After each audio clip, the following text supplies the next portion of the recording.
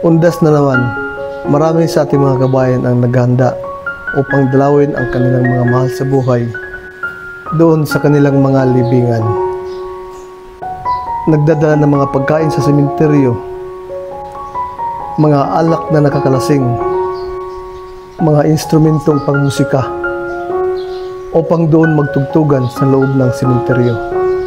Ang iba naman ay nagsusugal habang nagpatugtog ng malalakas na musika.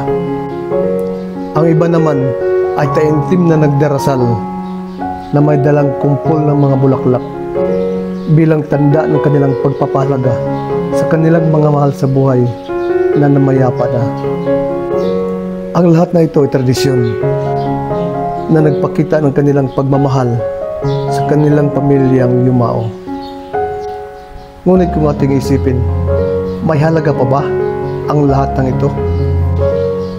Nakikita pa kaya o naramdaman pa kaya ng ating mga yumaong mahal sa buhay ang lahat ng ito na ating ginagawa? Yan ay ilan sa mga katanungan na mananatiling magiging katanungan lamang sa mahabang panahon. Ngunit, tanungin natin ang ating mga sarili. Ang lahat ng ito ba'y ating ginawa nung sila'y nabubuhay pa? Madalas ba tayong dumalaw sa ating mga mahal sa buhay nung sila'y nabubuhay pa? Nagdadala ng mga pagkain, mga bulaklak. Kaya kung ang mga magulang natin ay buhay pa, ito ngayon ang tamang pagkakataon at dalawin natin sila, dalhan ng mga masarap na pagkain, mga bulaklak at lahat ng mga bagay na magpapasaya sa kanila. Dahil ngayon, kaya pa nilang matuwa, kaya pa nilang mag-appreciate sa mga bagay na ating pinapakita at ginawa para sa kanila. Ngayon kaya pa nilang ngumiti at kaya pa nilang tumawa sa tuwing makikita at mararamdaman nila na sila ay mahalaga sa inyo.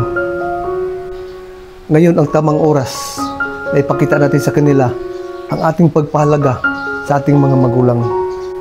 Kunting panahon na lang ang natira sa kanilang buhay na kanilang igugugol na kasama natin sila. Pilitin nating maging sunurin sa ating mga magulang habang sila'y nabubuhay pa. Huwag nating saktan ang kanilang mga kalooban at sundin natin ang kanilang mga hinihiling upang tayo bilang mga masunurin na mga anak ay pagpapalain ng ating Panginoong Diyos.